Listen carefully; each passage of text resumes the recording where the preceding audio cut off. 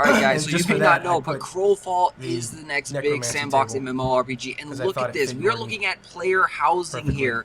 This is amazing. I mean, again, I wish I recorded really a little bit earlier. This is live on Twitch right now. They're doing a 12-hour live stream. Go check it out. Awesome. But this is an actual player house that you get to decorate. This is the scale of the house. So puny little arcade houses don't compare at all whatsoever. It's kind of houses. This is the next great sandbox. This is Crowfall. They're doing a huge sale. Look at this. And then, of course, you get to customize it how you want. Tables, chairs. This is the alchemy station. So you'll be able to do some alchemy, kind of a built-in fireplace. But you can also put in your own hearth. Look at it. So built-in fireplace. There's another fireplace. And then, of course, you know, this could be an ideal room for like a bedroom or a throne. It's really kind of up to you. Any questions so far that they have, Todd?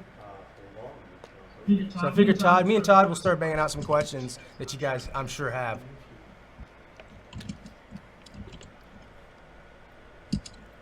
So I'm gonna ask him, how expensive is this base house? Because I know a lot of people are like, well, there's thousands of dollar expensive houses and things.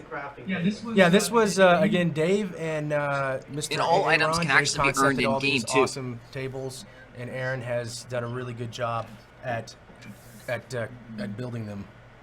And just to kind of give you guys an idea of the scale and size of this stuff, the small cottage that you originally saw was about 1,700 square feet. So the small cottage, 700 square feet. The villa was about 5,500 square feet.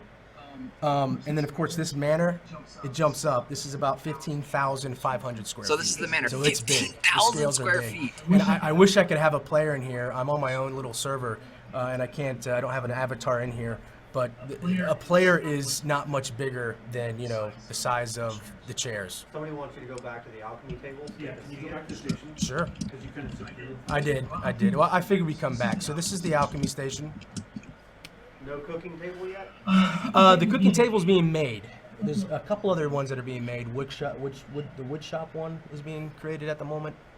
So I think there's 4 in here right now. There's the alchemy, the necromancer, the ruined stone. This is the ruined stone crafting one. Somebody asked how much the manor cost in the store. And this is the stonemason one, I think. Yeah, I was going to say, I want to make sure I don't say the wrong thing. Like this minute or no? Both. So that big statue over there on the left is like a relic. It's a trophy for completing and winning a campaign. So now what I'll show you is I'm actually going to exit out of this, and I'll show you the idea of how you'll be able to craft different house looks based off the material type. So I'm going to pause out of this, go into Unity view. So they are showing you how to design the game and how they're creating the game right now. There's going to be a massive Eternal Kingdom, which is pretty much your own MMO RPG world where you get to customize and create. Just for example, we have like this paver stone on here. Like RPG Maker. By crafting with different types of stone or how good it is or how rare it is, you'll be able to get different kinds of looks. So you'll quickly be able to get something like this kind of combination. Or if you wanted something that was all wood, you could have that kind of combination. It's going to be really fun once we start deciding how crazy we want to get with this, because we could do all kinds of things. You could have almost an all stone looking house if you really wanted to.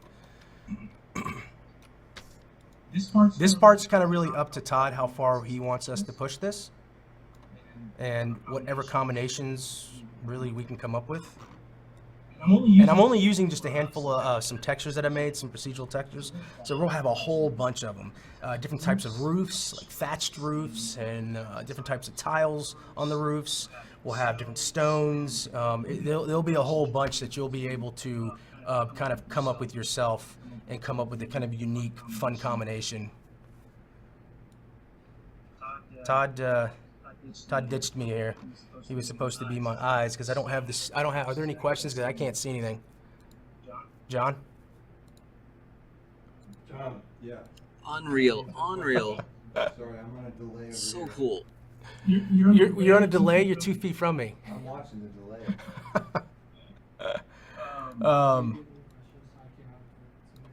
So and with the whole token system, just to kind of give you more of an idea. So for now, like I have this piece in here, which represents just kind of the base window set, so to say. At one point, you'll be able to actually change out different sizes. So I think we're going to have like small windows, medium windows, and large windows. So all the large windows, for example, let's just say these were 2 of the same size windows, you would be able to swap those out for something different. And same thing with putting stuff around the house. I don't really have too much. You'll be able to have little bundles of, say, like a barrel or like a wheelbarrow and some hay, or a couple of crates or whatever. We'll have slots around the house that you'll be able to just put them in and, just kind of maneuver them around so you get more of a unique look. And then inside, the idea is to have, for the most part, on the table, free placing, but I know we're going to only be able to have a certain amount of crafting stations. So I think for the large right now, it's either 6 or 7 crafting stations you can have. The small obviously would be 1 crafting station. The medium would be 2 or 3 crafting stations. I can't see any questions, so someone needs to. Okay. There's a bunch actually coming in. A lot of them are design questions. Yeah. Well, if Blair or Todd wants to, Todd ditched me, so if he wants to come back in, he was supposed to answer questions as I was showing this off. By the way, this is one of Eric's awesome statues he did for us. Can you interact with the deco, like sit on chairs, lay down on beds? We do have a sit-in. We do have a sit animation, which Not working the chairs. Todd loves. Not yet. I think all of that kind of micro stuff is all on the table. It's just there's priority way before that, right? We want to make sure you guys get what's necessary. Sitting down in a chair is not necessarily necessary. But it would be cool, and I know that's kind of something they want to do. So I think for something like a throne, you would be able, I think we talked about for sure. So I don't know why that wouldn't be able to carry over to, say, a small chair. But the question would be is how do you do that with a centaur? How does a centaur sit in a chair? I guess they wouldn't, right? The next one. All right, he's here. So we'll go back. Hello! We'll go back. I was showing him all the combinations that you're going to be able to do. Did someone cover Yeah. No, yeah, come on in. You gotta do the questions. You ready for the questions? Yeah, give me questions. Did someone cover the difference between a crafting table at a personal UK versus what would be found and managed by a guild through a campaign win? The table's going to be basically the same. Of course, there's a difference in terms of how you get stuff in general. Like the houses that you're buying on the store, you can put in the EKs. You can't take those into a campaign world. But all the assets are the same, and to the degree we can make the systems identical, we are going to do that. So it's basically it's the same effective thing. These crafting tables work like easy bake ovens. Like you put things into them and then they cook, and you can actually leave and come back later to retrieve your stuff. That was something that we did on Shadowbane that I really liked, because it actually, I mentioned rubber bands earlier, design rubber bands, things that kind of cause you to stop your adventuring and come back to interrupt that loop every now and then, purposefully. That's a behavior that we want because it leads to increased socialization. The crafting table served that purpose in Shadowbane, so that was a design decision that I just kind of carried forward into this game. In terms of crafting buildings in game, are you thinking it'll be something akin to how crafting works now, where you make parts then have a timer, or will it be more like an RTS where there are build plots and you feed it materials? There are 2 different things that are one of them is similar to each one you said. So first of all, to build a building, it will use crafting. So you'll have to go collect materials, use those materials to create sub-materials, then use those components to build a house. We may decide, in fact, we're trying to work it out to where the house, even though you drop it as a deed, it doesn't instantaneously appear. Especially for wall segments, this is important because I want to put down wall segments and have them in a kind of a pre-construction state so that eventually then they pop online. What's nice about that is it effectively sets a timer for other people to deal with you before your walls come up. One of the most fun sieges that I ever had in Shadowbane, we were literally fighting as the walls were popping into existence. They were all kind of in that build state initially, and they were right about to turn. So during the course of the siege, they were kind of flipping into the full state, and that was really awesome. So we have another piece of functionality though, which we call the hungry hippo spawners internally, and they're basically it's you find an asset in the world that you have to feed materials to that then cause something to spawn. So we'll probably end up having both of these mechanics in the game, because I can imagine that for different campaign rules we're going to have to rely on different ones. For the campaign rules like the Shadow and the Dregs, we're going to need to have just open world placement. You drop deeds. It's going to be actually very similar to housing. For the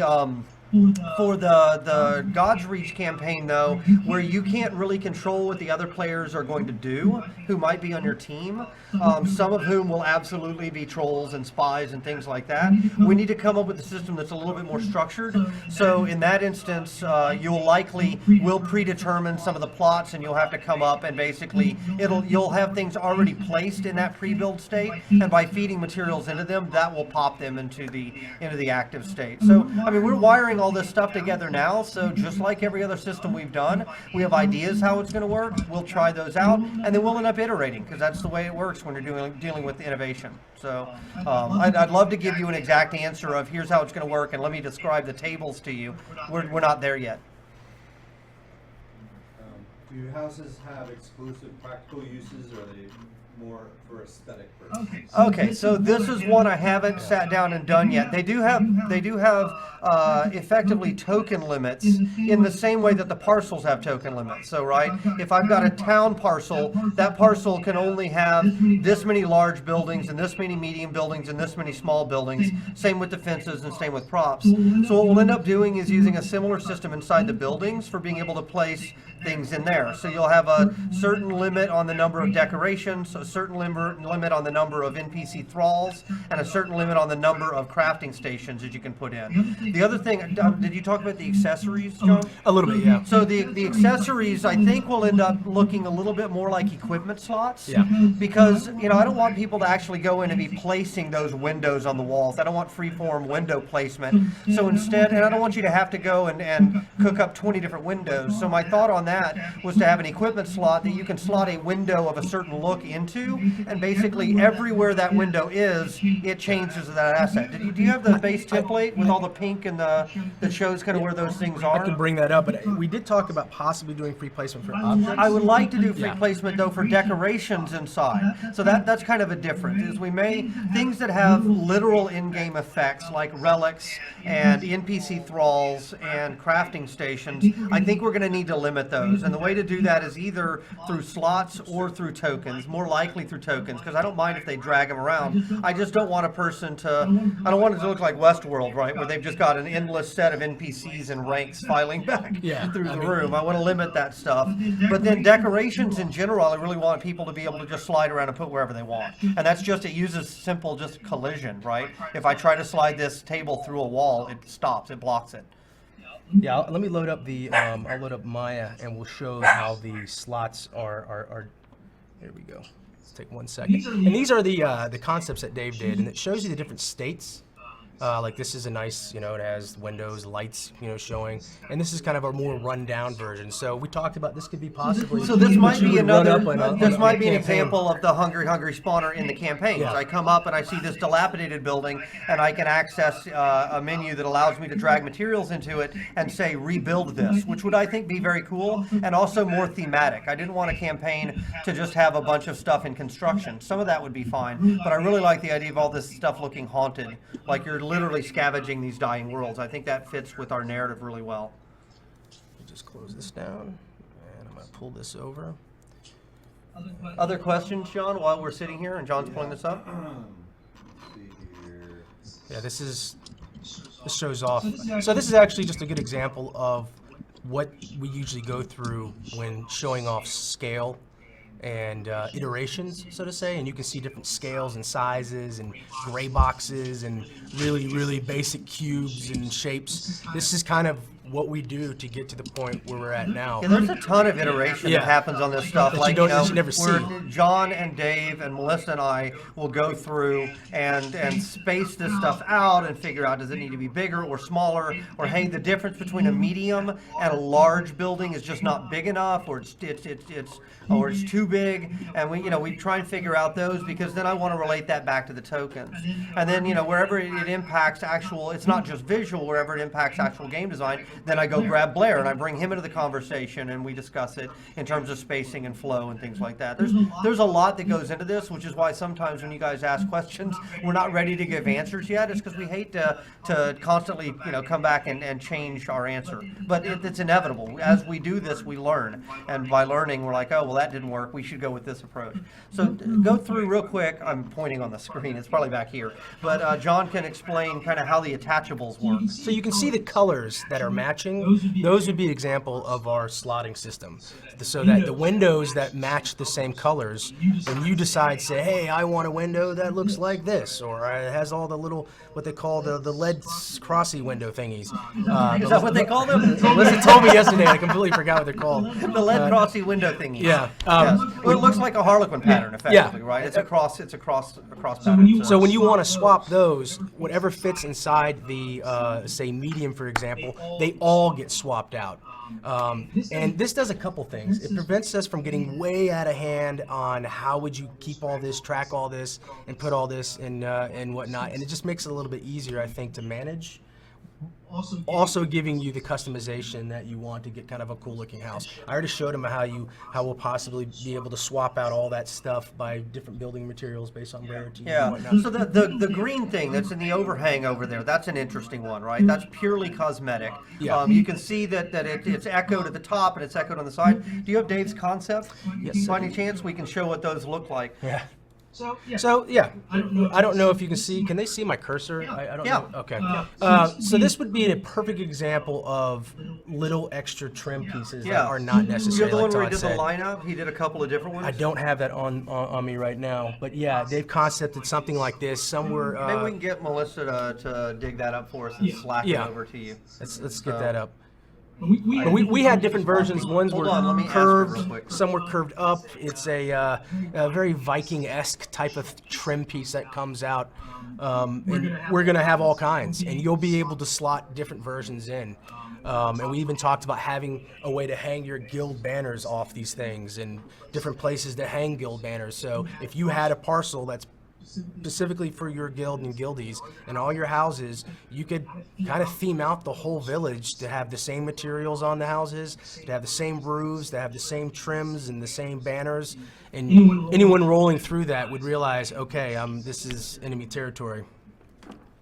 Will there be doors? There most likely is going to be doors. Right now, we're still debating on the door mechanic. Does it open? Does it close? Is it just automatic? Once the character bumps it, does it just open up and close on its own? Do you have to X to interact type of thing? So that's still something we're trying to figure out on doors, Todd, right? Yeah, I'd like to just not do them if we can. I know we talked about not doing them, but we also talked about possibly just having it where the character pushes it open. Yeah, we talked about a bunch of different options. I think for now we'll just kind of leave them open in the meantime. So there's a huge benefit you get out of them, right? Which is that it makes a very clear designation between whether you have to render something or not. Yeah. So if you have doors and you have frosted windows, then all of those interior props can be hidden at all times, and that's a huge cost savings in terms of your frame rate. On the other side of it, though, if you have doors, you have to deal with stuff like centaur butts getting stuck in them, right? So, one way or the other, you're going to have to pay some kind of price. Yeah, it's interesting when we went through in the very beginning on how we were going to do scale.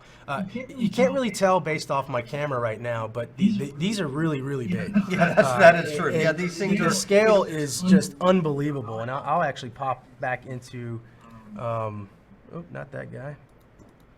You want me to just keep rattling off? Yeah. Just keep 'em coming. Okay, cool. Do you need a house if you have a fort, keep, or castle? So do you need a house? I don't know that you have to have one. It depends on what part of the games you want to explore. So a fort, a keep, or a castle is great for defense, and it's going to be really good. It's really more the power game where you're going to try and get other people to come and settle your area, and you're providing defenses and making the area look cool and stuff like that. But it's not going to provide you those city wall. Those are city wall bundles, right? They have towers and walls and stairs and ramps and interior walls. That's not, if you want to just do crafting like necromancy, that's not going to serve that purpose. So there's no easy answer to that. It kind of depends on what you want to do in the game. But if you want to do all of those things, then you're going to need multiple things to be able to do it. So Does this that is answer that? I think it does. this is the scale of the knight, for example, the height, so to say, and about the width, and you can see how massive these doorways Yeah, those are Minotaur-sized doors. Yeah. Myrmidon-sized doors. Actually, I take it back. I think this might be the size of this is 1.9, so it's closer to the Minotaur size, because we had to go to the largest character, and that's how I have to base all these scales for. Anytime we make something new, we have to take the largest scale character, and we have now kind of a default scale, and not Yeah, you don't yeah. go past that. Well, that was a lot of figuring it out. Yeah. What size are our doors? What size are the windows? The windows are not going to be realistic. Like a lot of times when you walk up on the inside, they're not going to be like right where you would actually look through them if you were looking from a camera standpoint. But that's because realism always loses out to funism, right? Yeah. So it's much more important for us to make it look cool and play fun than to make it realistic. I wouldn't be surprised if the knight is like way down below the actual windows. In here, he'd see out just fine. Yeah, in here it would work. Not that you can. And I was able to do that. But here we just decided, you know what, we're going to put them up a little higher so we won't have to worry about that. And it makes our lives easier, so to say. Cool. Did that trim thing ever come in over Slack? I have no idea if it did or not. But Let me other ch- questions, Sean? Give me more. Let me check. So many coming in so fast. Keep them coming. Keep them coming. Can you set it up so your personal kingdom can be rated?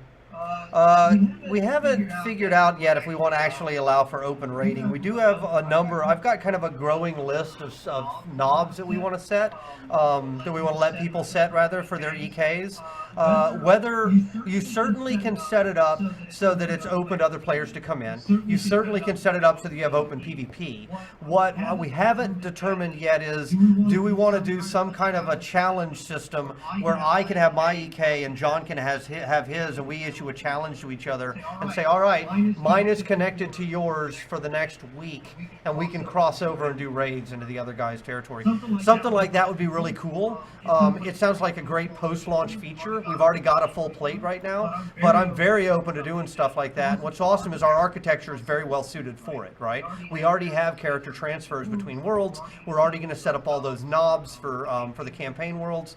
So I'm not opposed to it at all. I just don't want to make any more promises because we got a game to make. So this was an example of, the thing that we showed on the house where those little trim guys. pieces are sticking out, is exploring what are the different kinds of things we can do. There's a really cool kind of Celtic wolf-looking one.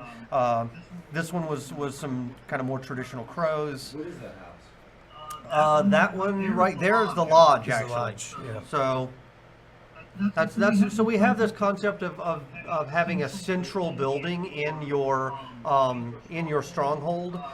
In the Hunger Dome, it was that keep, right, that everybody would fight over. In Siege Perilous, we used that keep. We actually put the Tree of Life on top of it.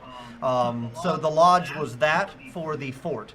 The fort, we tried to make one building for each. Though technically speaking, you can mix and match, right? If I want to use those wooden palisade walls and I want to put them around the Great Hall, I can do the Great Hall that we used in Siege Perilous.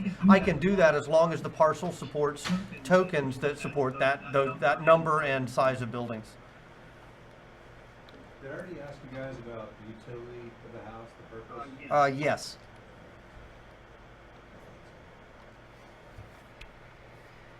And you showed off the variations of the So walls that's all and the kind of roof and combinations, stuff like that. which is going to be, again, right? So one thing I like about what we're doing here, and some people will probably disagree with us, but unlike games like Rust or Ark, where you have to craft Minecraft style, where you get these pieces and you craft little wall sections and you just kind of like how we're doing our walls for Yeah. keeps, but you actually have to build a structure like that. They never truly come out like like real house looking. It's always like a square very box. boxy. It's very boxy. So we originally were thinking about, well, should we do something like that, give that kind of power to the players to create that kind of stuff. But then We actually went down the path of looking at it, actually. Yeah. I mean, we talked about it quite a bit, and we eventually settled on, you know what, we just don't think that's this game. Let's concentrate more on giving them a base and letting them accessorize it and letting them put in things that matter, like relics and thralls and crafting stations. But no, we aren't doing the, I can build a wall here and then I can do a floor here. You'll or get something the like house. that. This is You'll what you actually get. get the baseline house, and then you'll accessorize I think you it. said it perfectly. It's like equipment slots. I mean, Yeah. it's like this is a character, and you're going to accessorize this character. And then inside, I'd love to let you have control to slide your chairs and your tables and all your decorations around to really customize the heck out of it. I definitely am in favor of that. We just made a decision that we didn't think that was really core to this game, and it raised a whole bunch of design concerns as well. It's like, all right, well, we have to build a whole system for deciding, you know, can I build a maze out of this thing, and what happens if somebody does that in the campaign world and stuff like that? Can't get out or something. Yeah, so and what if they build a maze around the graveyards? Because you guys would. That'd be like the first thing I would do. Is let's surround this graveyard in a maze so that people spawn in and die. So that sounds kind of fun. It sounds kind of cool, but it actually really isn't. I mean, it's cool for the one guy who builds a maze, and it's not very fun for the 30 people that die repeatedly trying to get out of it. So, what else you got, John? Anything else? There's a lot of people concerned about how do you lock these if there's no doors? That is a great question. So we'll have to, that's a problem that we'll have to solve. I mean, quite frankly, we could just use a collider and have the interior be dark. I mean, that's, you know, it's not ideal, but it certainly would work. So we do need to worry about functionality like that. We don't want people rifling through and stealing everybody else's stuff in their EKs. Guard dogs?